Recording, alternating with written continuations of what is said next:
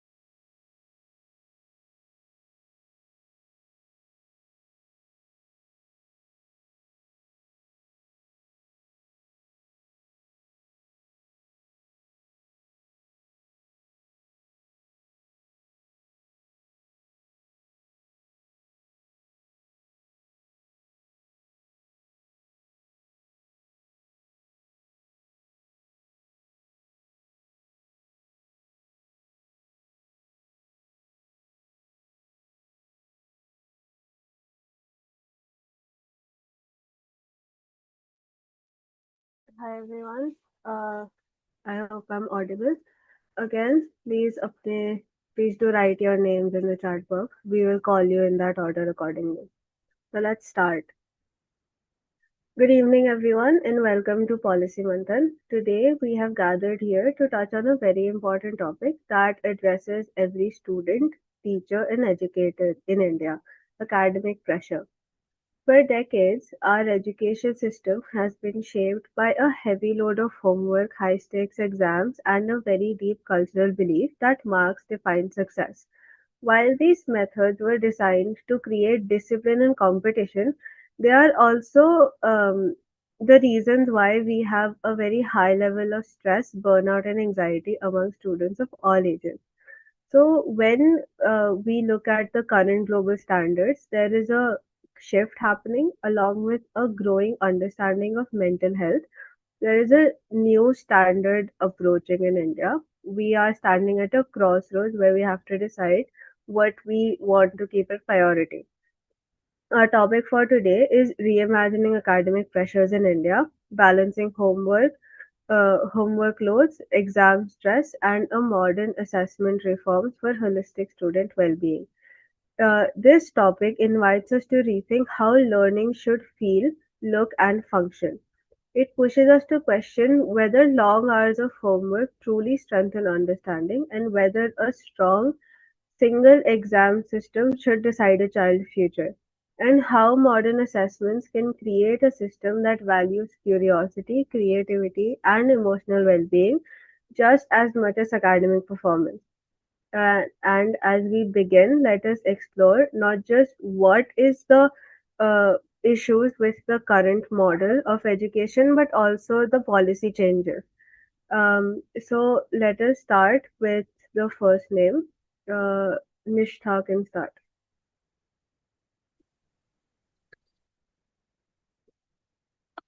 Yeah, so hello everyone. Today I'll be starting with the discussion on today's policy month's topic, that is reimagining academic pressure in India, balancing homework load, exam stress, and modern assessment reform for holistic student well-being. So, after I read this topic for the first time, the first thing that struck my mind was the recent DU's notification, which was 8 a.m. to 8 p.m. notification, which said that the student has to be present in college from 8 a.m. to 8 p.m. in order to accommodate the student in the limited infrastructure. First of all, this is increasing the pressure among the student because they will get a very less as the as their own time. Like they'll not get time to study for themselves. Like they'll not get time to do extracurriculars. They'll not get time to do internships. Plus, there is also a safety concern that after 8 p.m., if a person is staying very far away, so it is very it increases the stress among the students.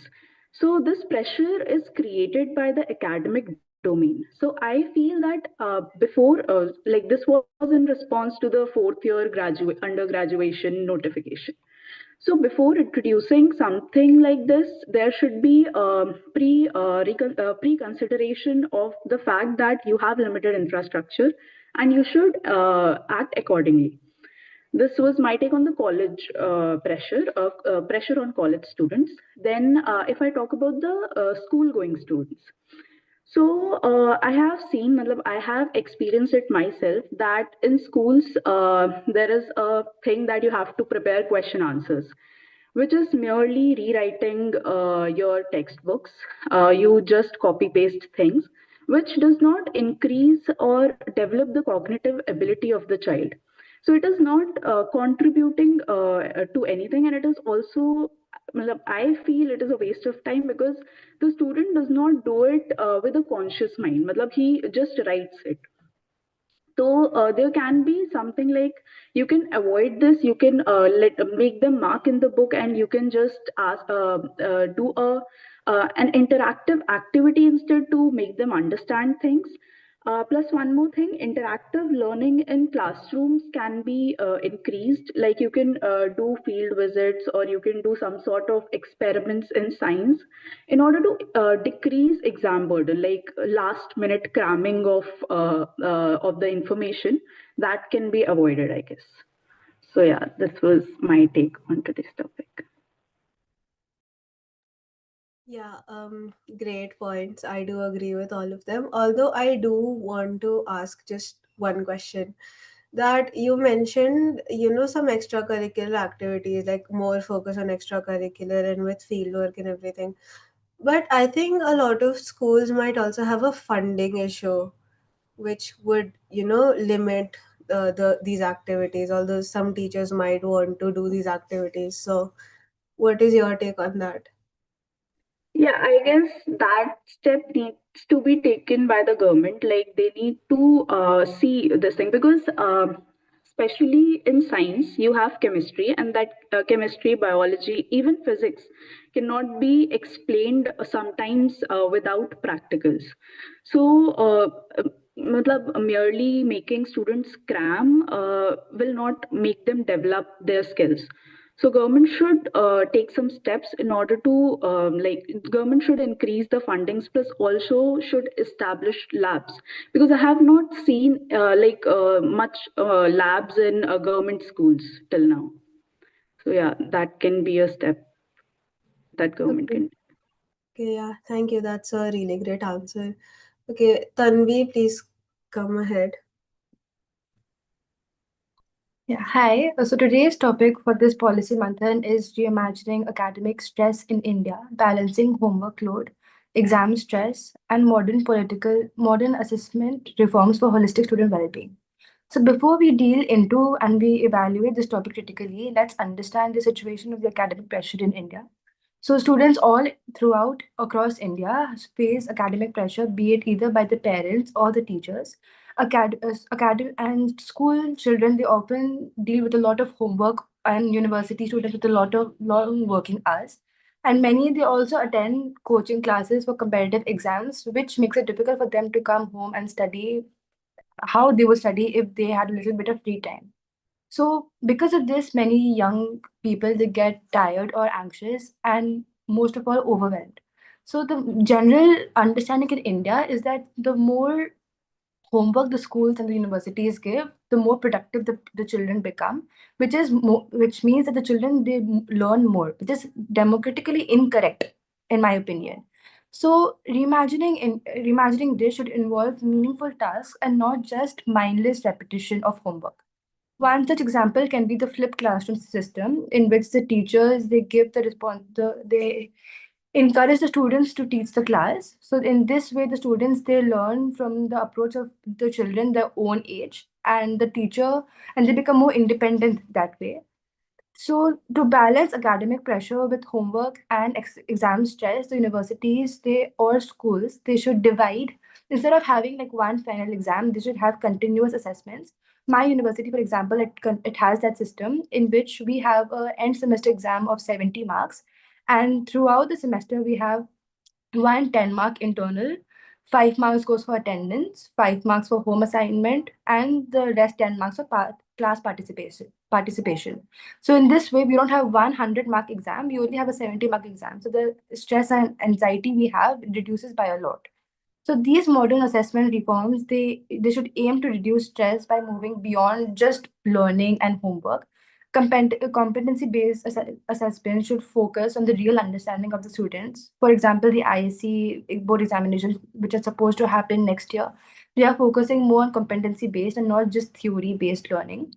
And integrating arts, sports, and life skills into evaluation, they also support emotional balance and recognize different talents.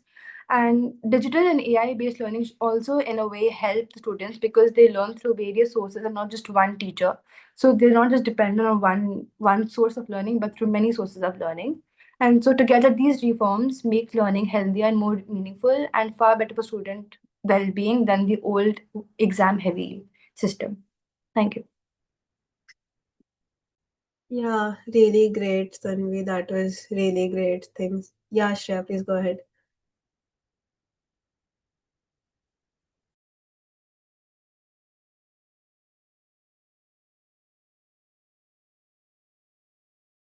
So your microphone is off. And before that, can you all please write your names in chat box so we can go accordingly? Yeah, I would. Hello, am I audible? Yes, Yeah, Shreya, you're on. ahead. Yeah, I didn't want to speak. I just wanted to ask a question. Like, as Tanvi mentioned very rightly, that there's academic pressure and to integrate sports and extracurricular activities. But I think extracurricular activities are also what is adding to that academic pressure. And a lot of schools, a lot of colleges, we see extracurricular activities already happening. Sports is there. NEP 2020 has already introduced multidisciplinary learning. We are having extracurricular activities. We are having counseling sessions. So I wanted to ask, like, I don't think extracurricular activities are the only way that could actually reduce academic pressure. In some students, it is found out that these are the things where it is mandatory that you have to participate in some activities along with handling studies that adds to academic pressure. So yeah, I would like her view on that. No, as I mentioned, I don't think only extracurricular activities add to the stress along with studies. I think they should go simultaneously. And by extracurricular activities, I didn't just mean sports. I meant like internships or, fieldwork activities. It means the students, they go out of their comfort zone and engage with other individuals.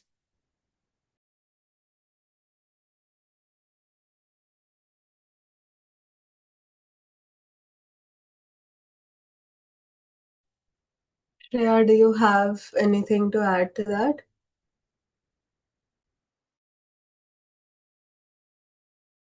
No, no, it's fine. Thank you. Okay. Again, guys, please write your names in the chat box because that is how we will call your names.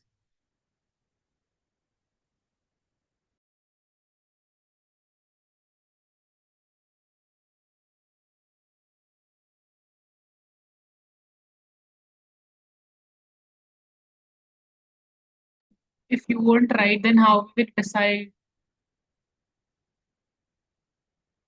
Yes, Rahul, please go ahead.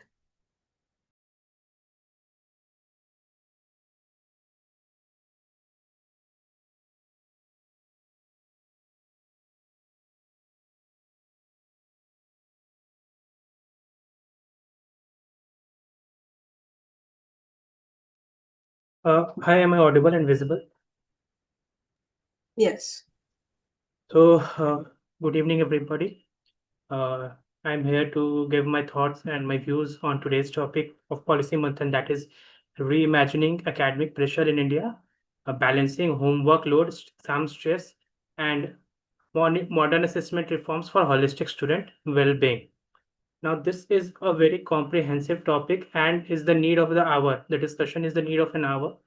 I think there's a lot of things that are going wrong in the education system of India, and that is why that is surely the reasons that students are getting involved into a lot of things that are not very much considered good for the students. One of them is getting to the mental illness. A lot we have seen a recent we all every day we see some sort of report on which we see that how the students, the youngster of the country, are going through some serious mental trauma because of their academic pressures or social pressures and whatever. Means the whole thing is that they are going through some sort of trauma and anxiety, and every third or fourth student is going through some sort of mental torture. So I have few points where I will start my discussion. I would like to say point out some things, some points which were kind of triggering point to which lead to this situation that we are discussing it right now. One of the very first point I think is the failure of the school level response. Now we all know that there is a provision for a school counseling that needs to be done for the students. But recently, it's been a practice that most of the school, what they do is they conduct one offline session, and that for just for the sake of one offline session, they just kind of that's just on papers they do all the things, and there's nothing so much good for any student to take from there. Basically, some sort of works webinar or some sort of things about the mental health. So this is how the education system and the school are serious about the student mental health. One of the more important thing that add-ons to the pressure is the lack of empathy and emotional sensitivity of the teachers towards students. Most of us, we have been hurt with our parents that there used to be a time when teachers used to beat the student with the sticks. They had gone through some sort of things, trauma, harsh beating and everything. Beating, I think beating was fine until unless it does more damage with your words. Like today's teacher are very insensitive. Most of the time they're casting slurs, body shaming, anything. These are the truth of modern days education system, and this is what the students are going on with right now. You know, also one of the major system that reduce that increases this sort of things are building, bullying, humiliation, and discriminatory remarks that are made into school are goes unchecked. Like there is no serious follow up about the things about these things. So these are the pain points where students start getting hurt, and a lot of things starts getting made up in his mind or her mind, and things start getting worse. Now, one second thing that I'll talk about is that the academic pressure and the performance-driven pedagogy is one of the reason that is causing mental illness to the students. Right now, we all know that we are not more than just a job market. What we are doing is we are making corporate slaves, and with the new NAP, that is my personal view, we are just making it a habit for the student from the very basic, from the very start of the education system. Uh, Everything is performance driven. It seems like a student is sitting in an office wheelchair, office cubicles, on his chair, and is doing everything for the performance. Everything is all about performance, the grades, the results. There is no emotional and social empathy that has been intrigued into the student at this level. They are judged upon their marks. They are judged for their ability to perform in today's in today's era. If you most of the time you will ask about the student what are their hobbies, most of them will say that their hobby is coding. So this is what we have come to, right? Everything is about performance, everything is about going upward. We have overcrowded classrooms, we have a system that measures success through grades only. There is no chance to fail. There is no you don't have even the chance to fail. This is one of the reason that is building mental traumas to the students. Third thing is there is digital overload that students are going through, that is also causing one of the things, and let's face this fact that we all are responsible for this. We need to learn from Australia. I think if most of you have gone through it, recently they have kind of made an executive order, I guess, which have banned their social media for approximately students up to age 16 years. So in our today education system, the school is going towards is speaking to forcing students to learn through app medium. You must go through the app medium.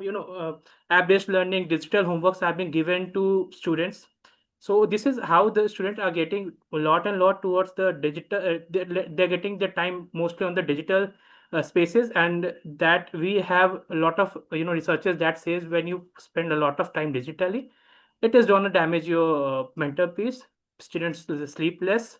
If they sleep less, their whole cognitive things fail, and eventually there's an understanding limit also comes with the digital overload. Shrinking social spaces is also one of the reason. Students today are not interacting with anybody around themselves. They are watching their parents going to office, come to office, and they are mimicking their parents of a very limited social uh, you know what you can social space. They have a very limited. There's no parks. There's congestion in urban India. They have nowhere to play. They have no one to talk to. They are only busy with their phones, and these are the things that are, according to me, triggering the mm, mental health of the students. There needs to be reform. Some of the reforms that I personally think is that we need to have a structural reform of the schools. Poor counselor ratio should be, there is a standard counselor and student ratio that needs to be maintained. I know that's tough in India, but we need to do this because this is the need of the hour. Child protection mechanism remain a tokenistic behavior in the school system till now. There is no child care. There's nothing in the name of child care. It's all about studies. There's no hobbies. There are no programs to increase their hobbies, or excessive administrative focus has been given to the school system, and I think that needs to stop. Children welfareism is something that needs to be given more time. And one more thing, one we need to take school as their second homes, because there is the place that students are going to learn. uh, Emotional security must be there. Every child must be seen and valued there, and we have schools like that in India. uh, Everybody have known about Shanti Niketan, and Tagore has talked about it, that learning can't be held within the four walls of the classroom, and we have also limited it to the screens, four edges of the screen. So it's high time students should be going out. uh, Structurally, things needs to be changed, and cognitive learning needs to be integrated with emotional and empathetic learning, and that's how I think we will reduce it. It will eventually lead to the betterment of the student. And one last thing that I like to add and like to end is that we are forget students and children are forgetting the real heroes. I don't know how many students right now knows any of the big scientists that we have. I mean, I think most of them don't know who are the chief of ISROs and what is Mangalyaan and everything. There used to be a time when we used to pay respect and look up to the heroes, and heroes were some social workers, some sort of academicians, education people, and anybody scientists. They were the leading mentor of the students. Right now, students are indulged into movies, social media and everything.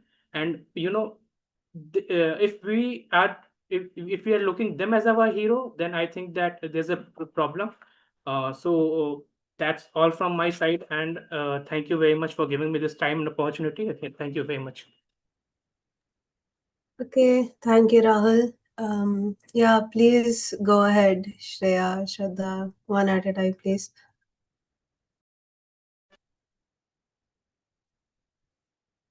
Am I audible? Yes, you're audible. Okay. So I would like to ask a question. He said that we should learn from Australia. I would like to make a policy that is more made in Australia. Australia is a developed country. India is nowhere in that form. We differ in population. Policy is not about making a policy, but implementing it and executing it. We can very well make a policy, make it from the UK, the US. What about the implementation at the grassroots level? So you just cannot say that let us learn from Australia, let us learn from the UK, China. No, the country is very different. We need different policies for different set of people. So that thing I am just not aware about it. Second,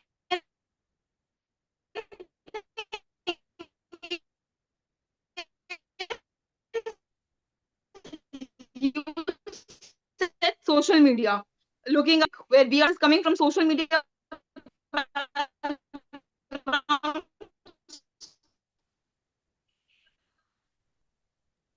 Okay, Shraddha, I only got the very first part of the question. yeah. I think she That has is a not network academic issue. stress. That is a different something Shraddha, I think Uh, you have a network issue. Also, this is a space of debate, so no, no. maybe you can just put your I, question in the chat box. I just want to answer this that we can never be like UK. We are not going to be like Australia for sure. We have a different, we are a different country. We are an individual country. We have our own culture and values, but we need to start with somewhere. Every policy that India has made, or maybe some policy that Australia has made, has been inspired by somebody. The AI that we are talking about, which we were talking about in our last policy Manthan, that AI have gone through a lot of talks and discussion. Any country starts with it, and everybody follows it. I'm not telling you that we need to have culturally take things from Australia. I'm not talking about that thing. But what I told was we need to learn that how they are making their student away a little bit a shift of, and they're making their students away from the social media and digital and they are making strict policies for the social media platform so that the students below the age of 16 must not overuse it. So that is just for inspiration. I'm not just saying that we must implement, and implementation is different for everybody country. We are different country. If I think if we can implement a PDS, public distribution system, that is working very well. About 80 crores of people are getting rations every month. So if that's possible, I think students are 25 crores in numbers with, and I don't and I'm not quoting it very well, but I think there are lots. I think 25 crores are with teachers, students, and school. Last I studied it about NEP. I studied it in NLP. I'm not very much sure about it. So that's not a big deal. I'm taking just saying that we need to take inspiration from that. That was my main motto. I'm not saying that we need to copy and paste their policy. That's Yeah, I think so. His point was just to take inspiration. Uh, I got your concern that we have different cultures and all, but his point was to take inspiration. And even while we made our constitution, we took inspiration from different countries. Uh, only one or two things will, like, I don't think so. Even one or two thing in our constitution is our own. It is inspired by other countries. So his point was inspiration, not copy pasting or something.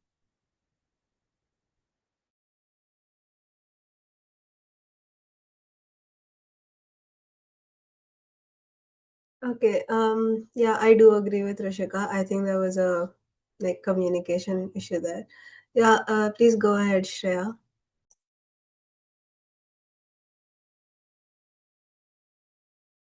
Shreya, you're on mute.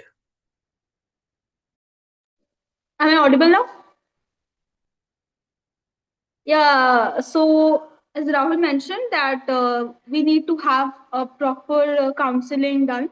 We need to have proper counseling sessions for students and all. I rightly agree.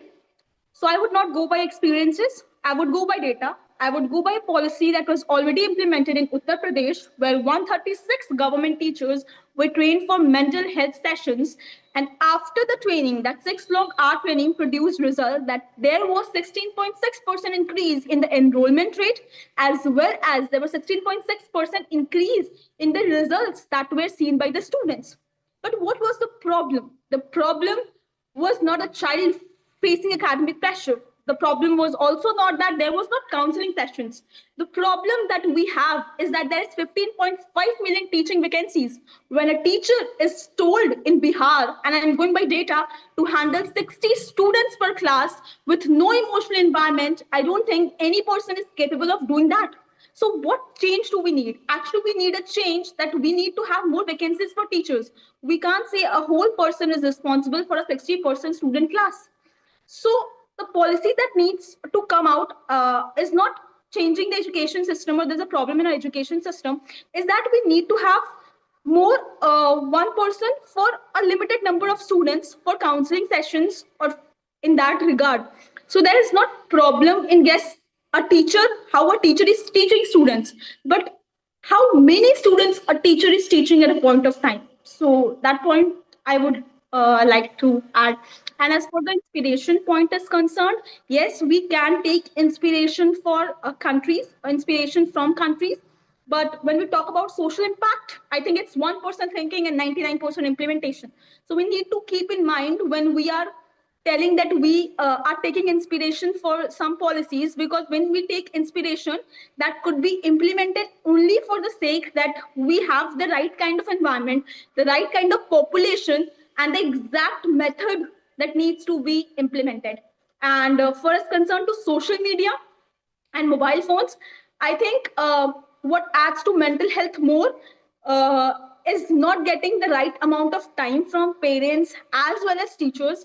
And the phones is exactly a very different kind of issue altogether, because many of the students are found learning from phones when we have online meetings, when we have online lectures and online things. So because it is already shown that 55% of the students actually use phone not for educational purpose, but for other purpose. So social media is not a point that adds to academic pressure. Again, mental health and mental pressure is a very different term that comes from academic pressure. So academic pressure is a very different kind of one, which could also come when the parents don't have a right amount of funds to actually send their children for teaching, and our students learns that and has this kind of pressure in that. So that was all my point. Thank you. I totally go with Shreya on a lot of things. I personally think that she is right when she says that the government of UP has done some sort of training for the 136 schools. I am very glad that the UP government is doing that. I have also mentioned that our classrooms are overcrowded. I have mentioned that. So that is one of the concern. Shreya, that's great. But the same again, data and things on ground are very different. Data says that you have mentioned the data about 136 schools, but again same when it's not very far. I think it's very recent when we have seen a video from UP only, when the teacher was giving some cautious slur and he was beating a student with a hand, and maybe मतलब she basically थप्पड़ मार दिया बच्चे को, and because he was from some sort of caste and whatever the issue was. So I personally think that that counseling part needs to be done, and if they are doing that, super. But a lot of things more than just counseling is need to be done. I think that the teachers are still not sensitive enough. Emotional sensitivity lacks in most of the teachers. Maybe it's government school and private, or and maybe in private schools. So it's disheartening to say. You have quoted Bihar. That's right. 60 students per teacher is something very harsh for teacher. But eventually, what it is. And I have talked about the overcrowdedness of classes. I totally go with you. And regarding the digital thing, just one thing I wanted to add on. Just uh, today, suppose that just move on from WhatsApp, Instagram, and Facebook, and those social. Let's go on to LinkedIn. I don't know about you guys, but whenever I used to open LinkedIn, I think that I am the person who's lagging behind a lot. Everybody is creating something, maybe copying something, but over exaggeration is going on LinkedIn. That is making the pressure build up in mind of the students. Like everybody is doing something, I am not doing that. I am talking about that. We need to get everything. Certificate todays are not a very big deal to get on, but that promotion of certificate is done in such a way that there's some sort of learning, and you are just lagging behind. So I am talking about that. It also kinds of create a mental pressure. So my point was that only, but overall, I do approve with your points, and thank you very much for your insight. Yeah, Shraddha, you wanted to add some point? Uh, yes, yes. I just wanted to add some point was that maybe there was a miscommunication in this point. Am I on mute? Shraddha, Am I audible? you seem to be having some network issue. So if you could go somewhere else where you have Am I stable audible? network, or just write down in chat. Am I audible now? Shreya बंद कर दो अपना. Am I audible now? Mm, I think you just have a network issue. It's not about audible.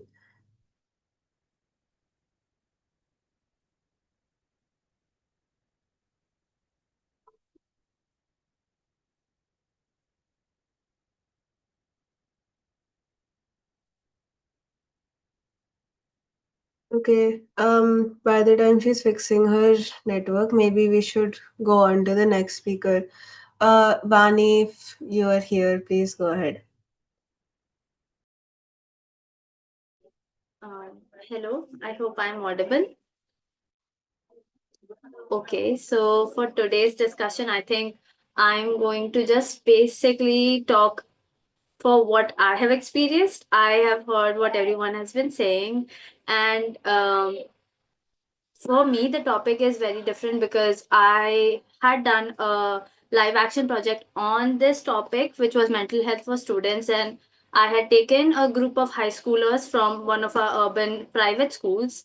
When it comes to these pressures, I think for high schoolers in private school, especially they were science stream students. So I think they were the best sample pieces to have taken for when it came to academic stress, because these are the kids who face it the most, because as we all know, India and our society definitely has an obsession with making turning our children into doctors, engineers. That's the top priority for us.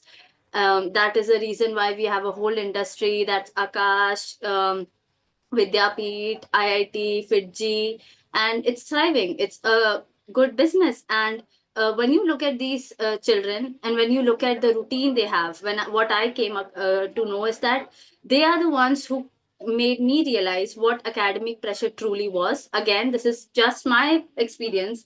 I'm not saying this is how the whole Indian academic system works, but these children in urban societies are privileged, and I definitely was privileged to be in Delhi. So the notion is different for what I am going to say, but um, what I did still understand is that even though these children were at a very high elite class school, they still did not know anything about what was happening with them. Meaning to say that they were children who were so frustrated that they wrote their heart out in my questionnaires, and they were totally telling how their routine was. And the basic range was, they wake up, they go to school, they're in school till 3, they come back, they have a lunch, and then they leave for their additional classes, which will go on till 7 p.m. They come back home, they have to do coaching institute examination, homework, they have to do school homework, then they go to sleep very late, repeat. So what you do understand is that first thing that I understood is our country has this obsession with science stream. You take science, you take PCB, PCMB. That's what we want. The parents want, the society wants, the school wants. You're glorified. If you are an art student, you have a relatively easier life. I had a relatively easier life as an art student. I could never relate to my friends. And so that is one of the problems. We are saying that we need counselors, we need this, we need that. Yes, for India especially, I think we all can agree this is a problem. Everyone wants to be a doctor, everyone wants to be an engineer. Now, IIT has, I think they only have 60,000 seats. And every year they have lakhs of students. This year, I think they had nearly 2 lakh. So, this is the easiest way you understand that academic pressure is created by us, for us only. Our parents, our people are only creating it. If you let your children become fashion designers, interior designers, lawyers, doctors, I don't know, there's so much they can do. We have scope for everything. You can look at so many colleges that are just there. Courses are just there. There is no one to teach them. Why? Because we are so hyper focused in this one path that we lose sight of what else is there to provide. So, firstly, what we can do is spread awareness and understanding and break this notion that everyone has to become a doctor. It has to be done for the parents. It has to be because even parents, the thing is, they are competing within society. Rahul mentioned that everyone in LinkedIn has a certificate. Why is that? Because society has normalized it. Even right now, why are we all doing this? Because our jobs, we know they want us to have 10-year experience. I am barely 25. How am I supposed to have 6-year experience? Impossible. Either you start at 10th when you're 10 years old or something. That's the only way you have enough experience and certificates to land a job you want. So we have glorified it. Now, the more the society wants, the more they get, the more they want more. Today, I'll have 2 internships. The other one has 3. Now, the standard is 3. Next day, it's going to be 5.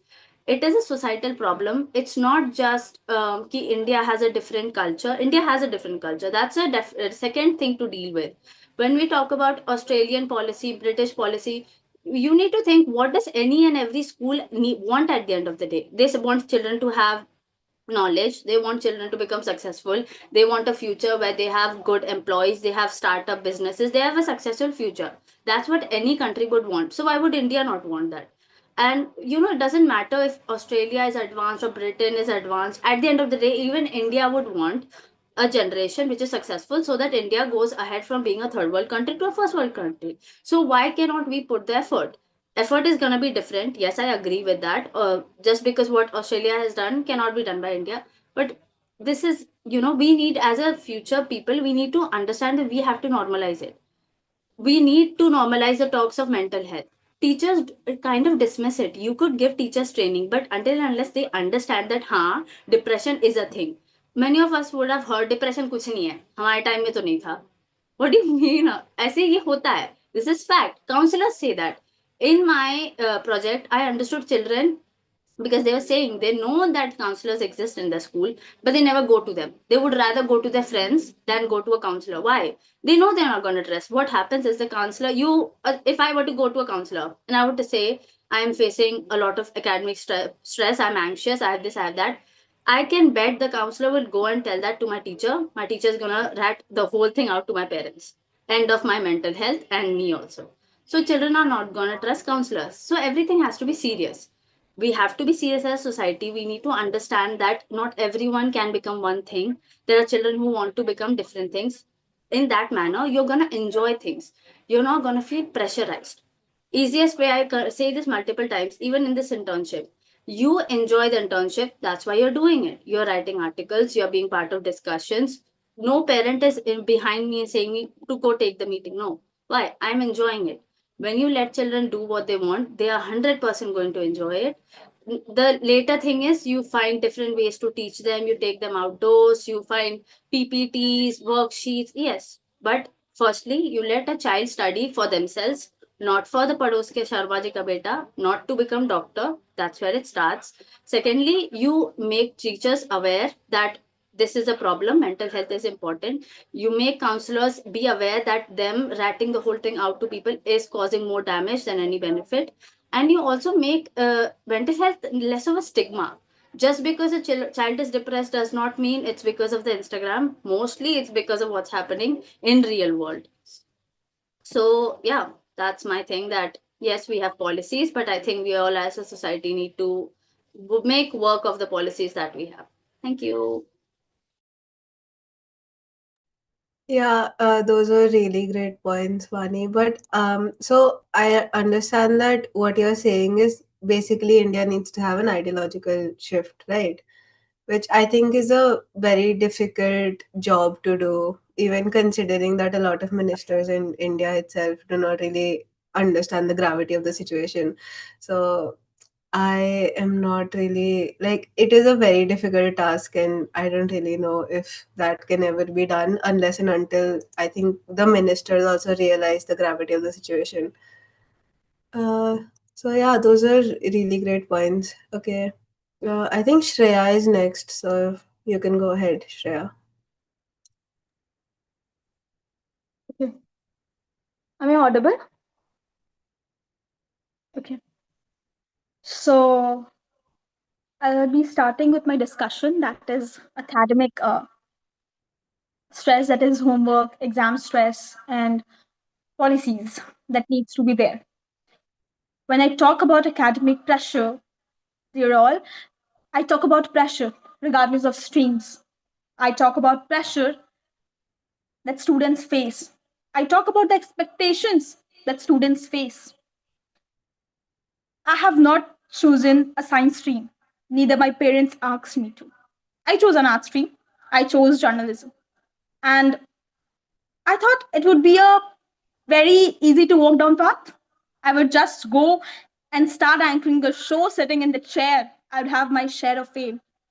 I would have a camera that would be in front of me and I would be speaking my heart out. But that's not what it was all about. I thought, okay, let not me choose science. Let not me be a doctor. Neither my parents forced me to. Even my society wanted to. But then again, I realized that maybe my friend who's an engineer right now, who's a doctor right now, is going through the same pressure which I am going through. Yes, I was asked to not put my view right in front of when I was writing an article. I was told to be careful while talking to minister and not ask them critical questions on their policies. Yes, I had to meet deadlines. I had to correct my research paper 20 times and had to correct my thesis 3 to 4 times before getting it approved by my HOD. So when I talk about pressure, academic pressure, I'm talking of all the students. I'm talking about a lawyer. I'm talking about an architect. I'm talking about a student who also chooses to be a homemaker. I'm talking about all the students.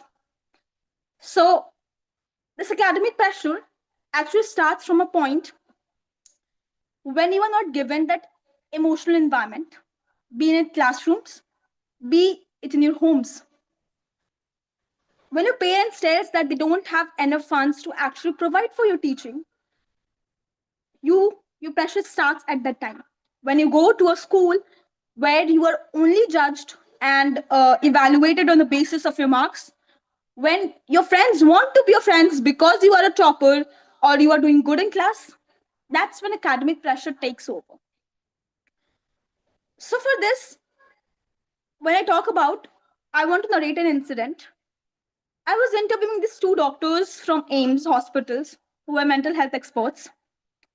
And I told them that, sir, how do we actually balance this mental health? How actually do we cope up with this mental health, which is rising because of academic pressure? And it's not taken seriously, a topic which is not taken seriously because we feel that, okay, we have exams, we need to score good because that is what we are made for. We have to become someone who other people looks up to.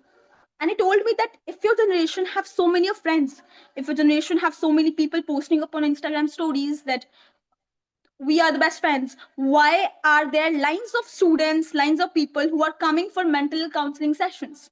It's only because there's no proper communication. It's because there's communication, but social communication.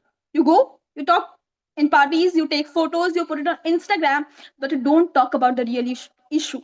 You don't talk that, okay, I have this exam, I have not prepared, I have to get this marks, I'm facing this issue. You don't talk about that with your friends. You don't talk about that with your teachers. What we need is transparency. When you talk about policies which has already been implemented, whether it be Institute of Eminence scheme, during which 20 educational institutions were actually granted the autonomy to operate in a free academic environment, or we talk about NEP 2020, which actually told that it would have a all multidisciplinary training and skill learning environment. Still, if we talk about schools in rural areas, we don't even have proper facilities for extracurricular activities. We don't have proper facilities where they can then engage in other activities which actually gives them a space that they could explore their heart out. When we talk about when we talk about studies, there are many students who are actually interested in studying, but in a different way. I was interested in studying economics. I was interested in studying learning demand and supply, but not in a way my teacher taught me. I wanted to learn it in a way that I could understand the topic very easily.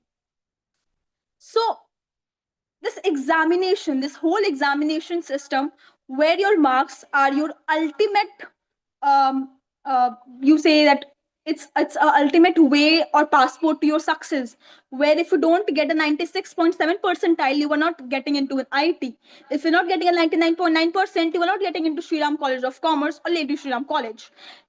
So this whole stigma of getting an IT degree, getting an graduating from an IM, and that not to from an IM like I am Indore, but from an IM like I am Ahmedabad, I am Bangalore, actually is what academic pressure is. Whenever you are studying, you are a student, whether it be in your 30s, whether it be in your 25 or 26. What evaluation we need is a evaluation on critical thinking, but we have not introduced that critical thinking yet. We have not introduced the systems where you give an examination but you don't have a marks. You have marks for how you are thinking and how you are writing the answer, the perspective you are putting into that. And that's when we talk about arts actually helps that, because when I'm writing a thesis, when I'm writing a research paper, it's not about what I scored in that subject, but it's about how well I put up in the tissue.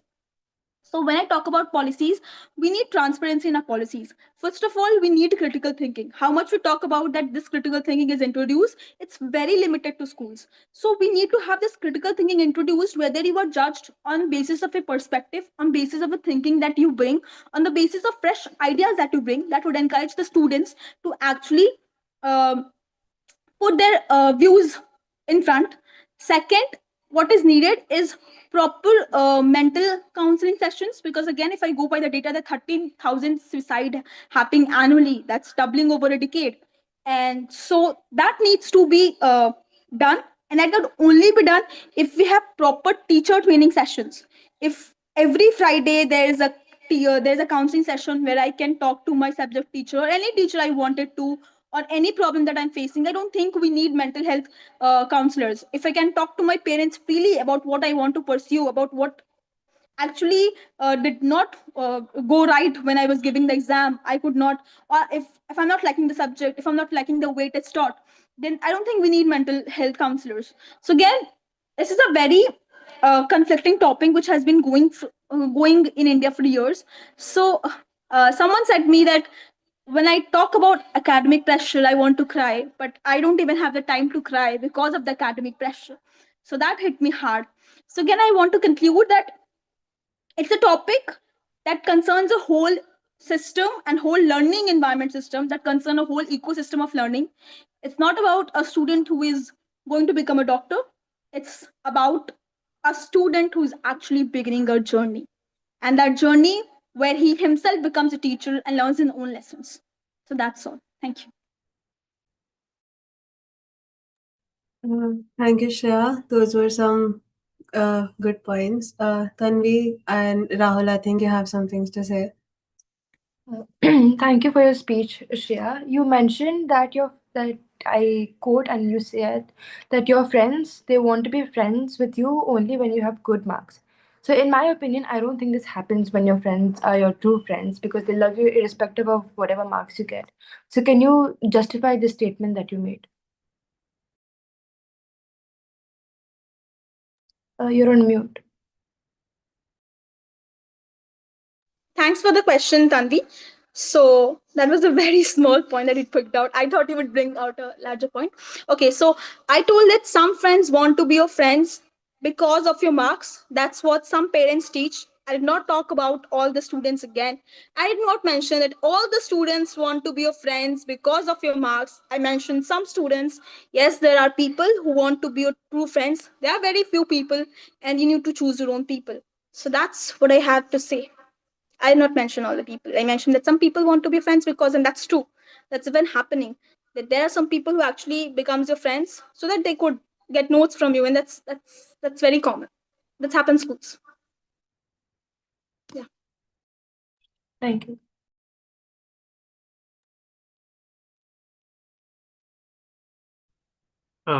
If I can, may I ask the question that I had? Yeah. So I heard your narration about the topic, and one the very important thing that I get into that you talked about was the critical thinking part, right? the students are not getting that there needs to be critical thinking in the life of the student. When I just want to ask that if somebody who is not thinking critically, who is solving mathematical equations or biologic questions, cracking an entrance examination and is earning more. Somebody who is critically thinking is doing a PhD still not and is still not earning. Why would any student will get into the site of will get into the site of critical thinking when the outcome is not up to the mark? Because after all we are saying that uh, the people who create scientists, let me frame it this way, that scientists and inventors are not getting recognizable in this country. All aware the society cares about is money and fame. And if engineers and doctors are somebody are earning more, why by without thinking critically, why would they do that? And in just case if and in that case, if they are not if they are not doing that, what steps according to you should be taken to enhance the critical thinking of the students of the today's era that you were talking about? I'm doing the surgery. Hello, am I audible, Rahul? Yes, you are. Yeah, yeah. So you told that someone who wants, like someone who becomes a doctor and a scientist and is not thinking critically is earning more, right? If I'm not wrong, the sentence was like that. I just told that if somebody without thinking critically is getting successful in his life, why would Hmm. somebody prefer to get into that thinking part that is Can you time give some consuming? examples?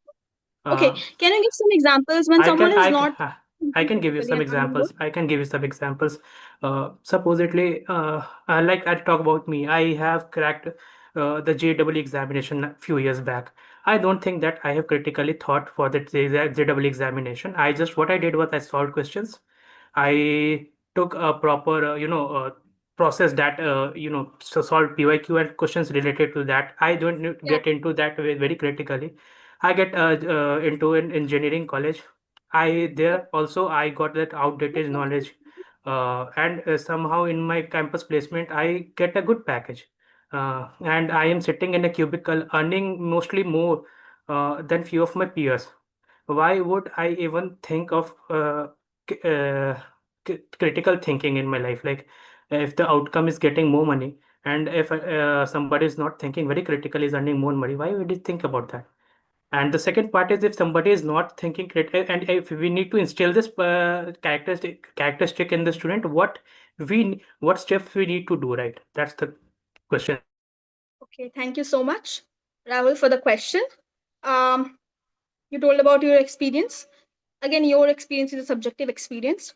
Second, if you are talking about exams, that there are some people who are not critically thinking and are earning more, and you talked about your own experience. I think that mentality needs to be changed.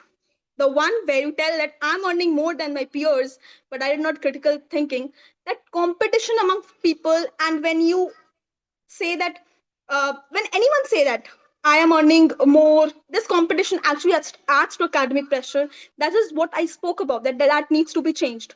When I talk about critical thinking needs to be instilled, I'm talking about when we start a practice, when our teacher actually wanted to teach us how to spell apple. Every teacher could have a different way. When we went that, okay, you need to learn the spelling A-double-P-L-E, and you need to go by this memory learning, we got this instilled in ourselves. But what if we actually instill a very critical thinking way to actually learn that? So there is no need to instill that in everyone. It's just to need to start a step with the school. If the school is actually introducing a subject where you can think critically and answer the questions which have been actually started by many of the schools, then that would introduce a process. I don't need to go and everyone and tell, okay, Ria, I need to instill a critical thinking in you. So Shank, I need to instill a critical thinking in you. No, that's what I'm talking about. I'm talking about a practice. If a practice starts, that would ultimately be, if I am not throwing a packet on the I'm throwing a packet in the dustbin and not throwing it on the streets. and I'm starting this volunteers team and starting this practice that okay, we're not going to throw this packets on streets and we're going to throw it in the dustbin.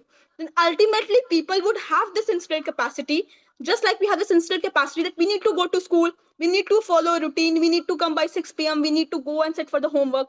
If the routine is itself changed, the critical thinking and the everything part would be instant. Again, coming to next part of your question, when you say that a doctor or a scientist are earning more, engineer is earning more. Again, this habit of us always saying doctors, engineers, scientists, and not saying architects who's actually earning more, or entrepreneur who's actually starting a startup and is earning way more than any doctor could. A public policy professional who is actually making policies and implementing at the ground level and working and making a major change is also actually earning. So this habit needs to be changed of always talking about engineers, scientists, science stream. When we start talking about arts, when we start talking about fields that are not well accepted, we are bringing a change. ITs have do this, that they are hiring students basis on their marks at 95, 96. But ITs have also started with courses like society, culture, and thought. Many of the students don't know about it. ITs have also started courses with public policy. IT Delhi have started the public policy course. IT Tirupati have public policy course. ITs are starting with courses like liberal science. They are starting with courses like museumology.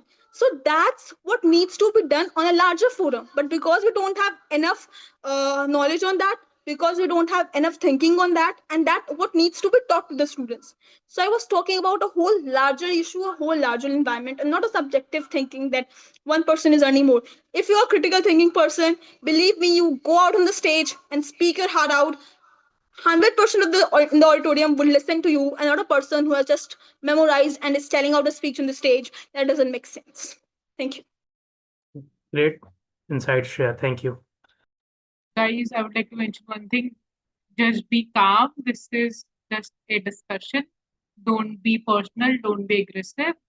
And second thing, Urvashi, let's move to the next speaker now.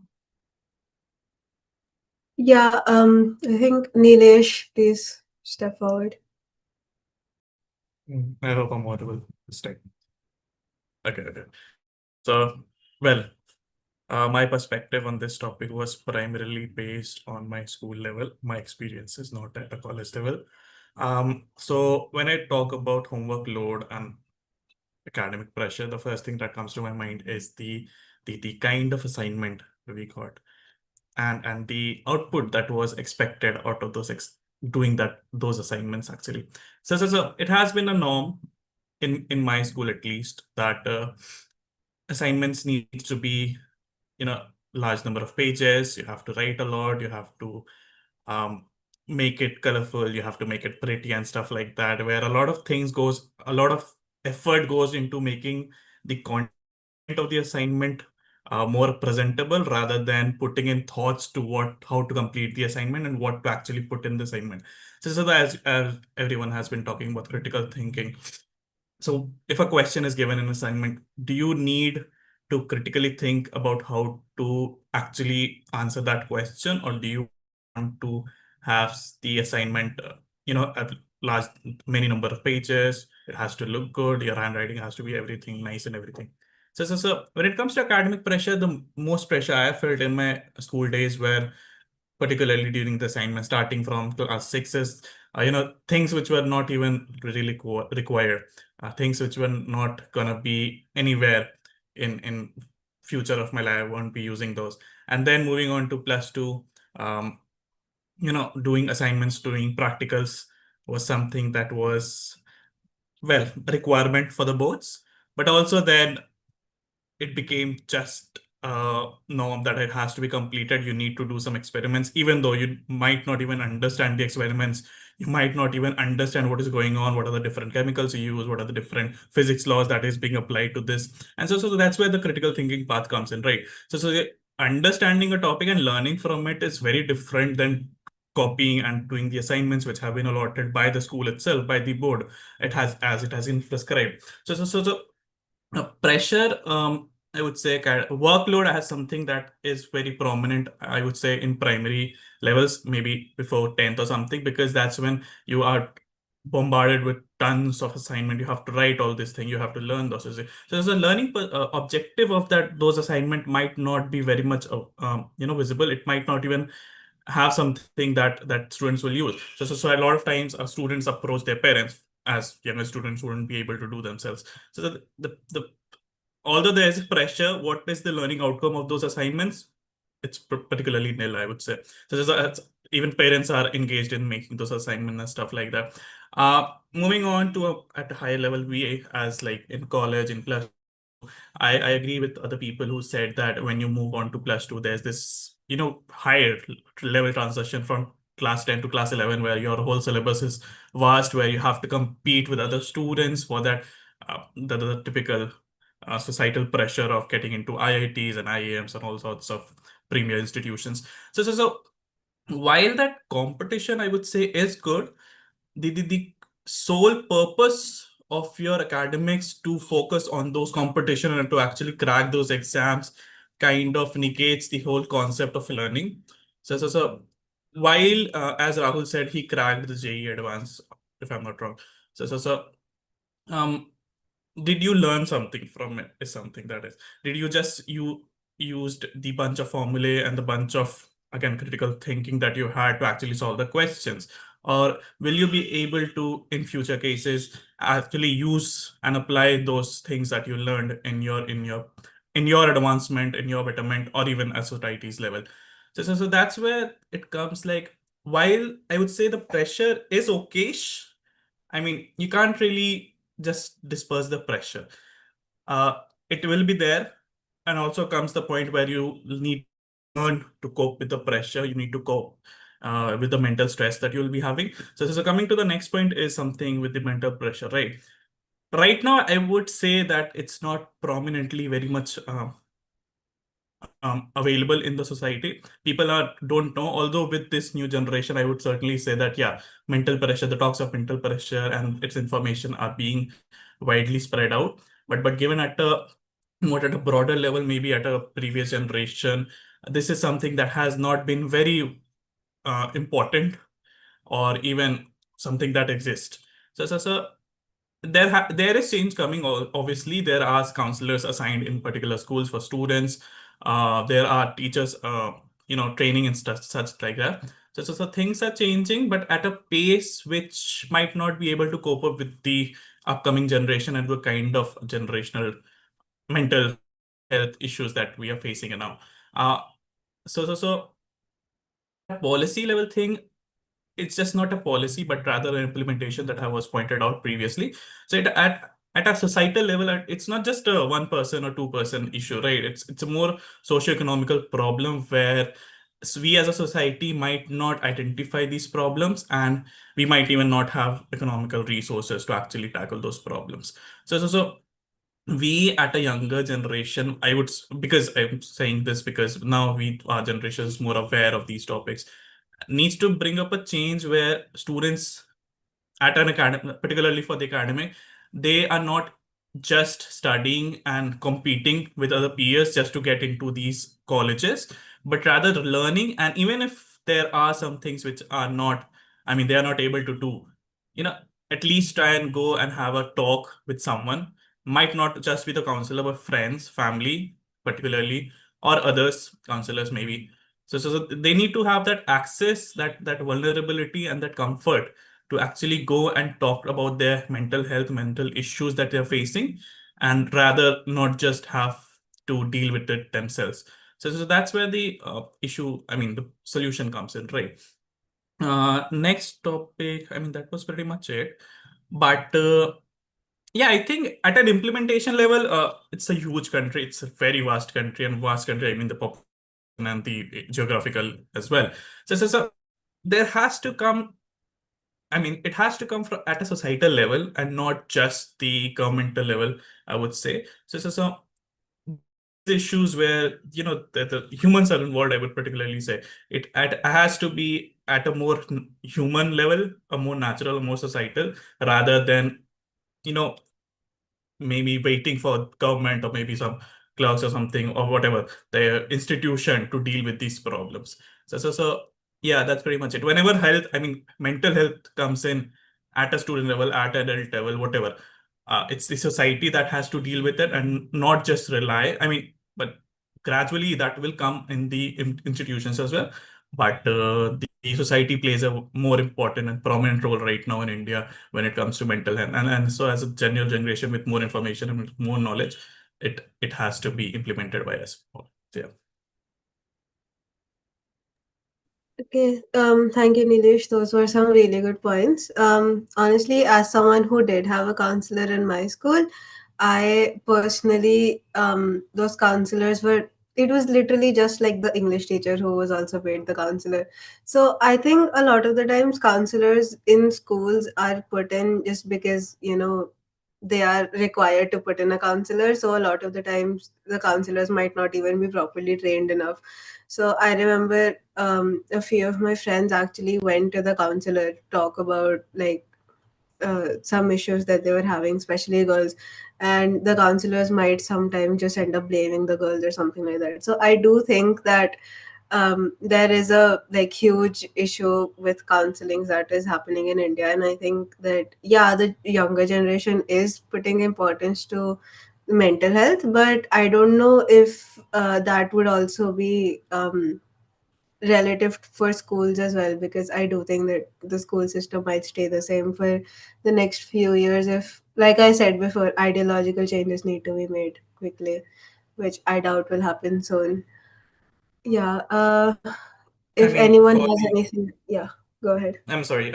Yeah, I just implying that wherever the society comes in, it does not like transform in one go, right? It takes over the years to actually transform the whole society, the whole ideology that is prevailing. And India as a country has been pretty much, I would say, stuck in its ideologies. That changes, it will gradually come. But yeah, the younger generation has to steer those changes that have to be implemented. So yeah. Yeah. So does anyone have anything to say?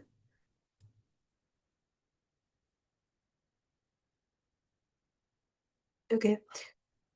Yeah. I think no one has. So I think Shraddha can go ahead now if you have a decent network connection now. I think I have a decent connection now. Yeah. Okay, so good evening, everyone. I hope I'm audible. Good evening, one. Academic stress is not a new word. From parents to teachers to administration, this word has been ringing in India for over so many years. The problem is not, I guess, in the Indian education system. The problem is in the mindset of our society, is what I would like to say. Recently, the Supreme Court of India had given a verdict that, according to NCRB, National Crime Bureau, 13,000 students have been dying of every year. 13,000 students have been dying every year by committing suicides. But does it ring us anymore? It doesn't. Because we have been somehow grown to it, habituated to it. The problem is how we see as education. Somebody said that we can mimic the policies from Australia or something. We can mimic the policies from the UK, the US. Of course, we can mimic, and our constitution was inspired from different countries' constitution, but our constitution also went through 106 amendments. It's only because when implementing it at the ground level, we realize that these inspirations will not work for our country. This will not work at our ground level. That is why we had to go through amendments. So getting inspired from a policy is okay, but when talking about a ground level policy, it's very important to see how effectively can we implement it in our country. Recently, again in the Supreme Court, Sukhdev Shah versus Andhra state of Andhra Pradesh, the Supreme Court ruled out in the favor of students and said to form a committee under former Judge S.C. Justice Ravindra Bhatt, where mental health would be a main concern. The anxiety the students are going through would be the main concern of the bench, and to see what predominant issues they are facing in their academic career. I don't think the Indian education needs to get changed or something, but what we really want is it to be inclusive. Learning about tax, because I'm from a commerce background, learning about tax in colleges or school is not sufficient, but we should also learn how can we file our own tax, how can we file, how can we manage our own finance. Financial literacy is as much as important as any other curricula. It's not about choosing streams, science, commerce, arts. We need inclusive education where we are aware about science. We also are aware about arts. Geography, history is very much important part of our subject curricula, and also about the financial literacy, the economics of our country. Now coming to the point of policy implementations, making holistic education. How can we make holistic education? We can start very well with the thinking of the society. It's very important that we have a learning mindset. We have a mindset where we are ready to accept civic sets. We are ready to accept, a classroom where a teacher doesn't say, when a teacher enters in the class, when I was in my school, a teacher entered in the class and I have never been taught chapter 5, reproductive system in biology. It's not because of the Indian education is its fault. We all should be taught this chapter, but the teachers doesn't teach is why? Because of the mindset of the students or the teachers themselves. They would say that let's skip this chapter, you just learn it, mug it up through, and part it in your exam whenever the examination comes. The mindset that needs to be changed. We need to make a classroom where a teacher isn't scared to teach something, where a transparency is provided, where students can go and talk to teachers about their mental health if they're facing any problems, or how would they view instant critical thinking in the mindset is only done when you have a paper set in that way. If you write about what is demand, what is supply, a student can very well memorize it and just vomit it in the exam. But what if you write about, you give them a case study where they have to answer that in a specific context of demand, say how will you maintain the inflow of supply. I think the education itself is not at fault, but the execution of it is at fault, and of course the learning mindset of our students. IIT crack karna hai, IIM crack karna hai, is very good, but how are you trying to crack it? By learning it or by just rote memorization it? You want to be a UPSC servant, what is your inspiration behind it? Do you really want to work for the society, or you want to be a civil servant so that you can ask for great dowries and satisfy your ego? Somebody said that, oh, I earn more than my peers, but I don't do any critical thinking. That mindset needs to change. Earning more shouldn't be the criteria to define your personality. The learning of yours should be the criteria to define how well of a person you are. So I would like to rest my speech with this. Thank you. Thank you, Shraddha. Those were some strong points. Yeah, Nilesh, please go ahead. There was one statement in particular which I do not agree with, that Indian education system is okay. So where it I'll just answer it. It's a very frivolous point. I'll tell you, Indian education is not at fault. If it would have been fault, we wouldn't have Indians everywhere around the world. From US to UK to Australia, we have Indians everywhere. It's somewhere because of the Indian education system.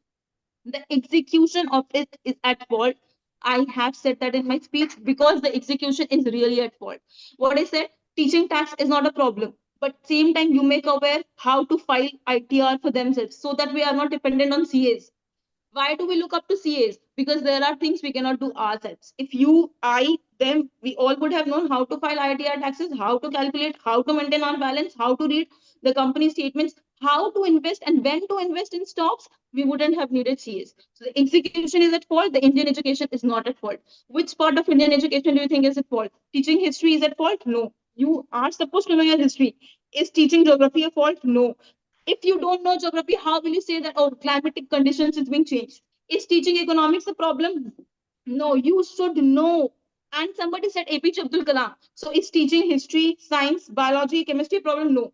The execution of it is the problem, where the teacher says, let's skip the reproductive system. मैं class में नहीं पढ़ा सकती. Let's skip the portion of menstruation cycle. मैं class में नहीं पढ़ा सकती. लेट्स स्किप ट्रिग्नोमेट्री बिकॉज ये बहुत टफ है, मैं अलजेब्रा करके अपना मार्क्स बना लूंगा, पास हो जाऊंगा. Execution is at fault, Indian education is not at fault. Thank you so much. I think when you said that, why do people need to look up to CAs? Because they themselves are not aware of how to file taxes or why to and when to invest in stocks and stuff.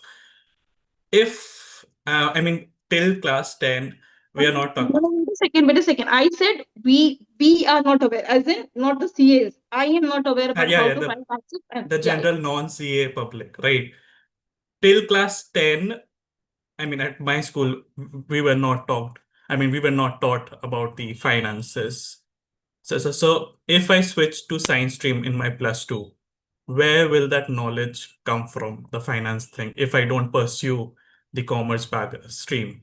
So that finance, that corporate filing, that tax filing, that stocks knowledge might not be very much available. Right now, I agree that it's widely available on YouTube. There are multiple courses where you can learn.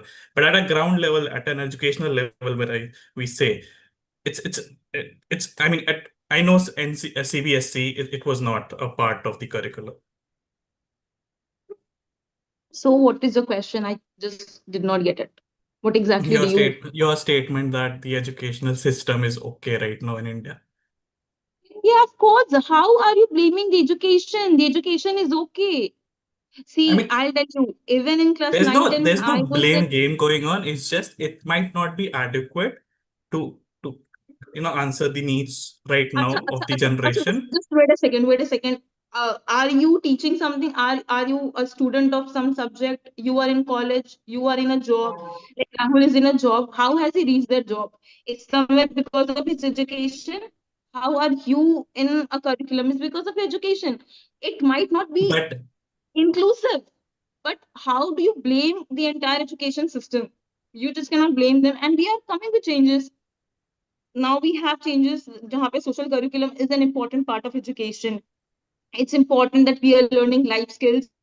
There are these classes where swimming has become one important course that everybody should take it. Sports is rising. We have women's sports right now, cricket one. So how do you think that it's not promoting these things? Of course these are being promoted. It might not be inclusive at a ground level, but the education system, I don't think you can just blame an entire education system, say, oh, the entire education system is at fault. okay, I'm not blaming the entire system. It's just I'm focusing on things which might be relevant, but it's not very much implemented at the ground level, at school level. So such. I'm sure everybody knows things. There are new things coming up in the education Exactly, system. that's Excuse me, people. that's what Do I'm you hear saying. Na, me? ki it's not inclusive. That is what even I'm saying. It's not I inclusive. think so. Our topic was reimagining academic pressure in India. So let's stick to the topic. We will discuss it another day.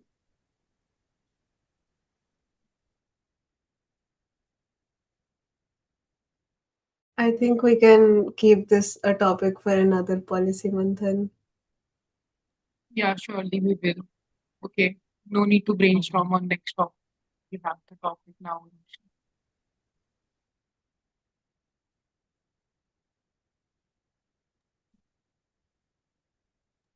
Yeah, so I think these are all the speakers. If anyone has any other point that they would like to put forward.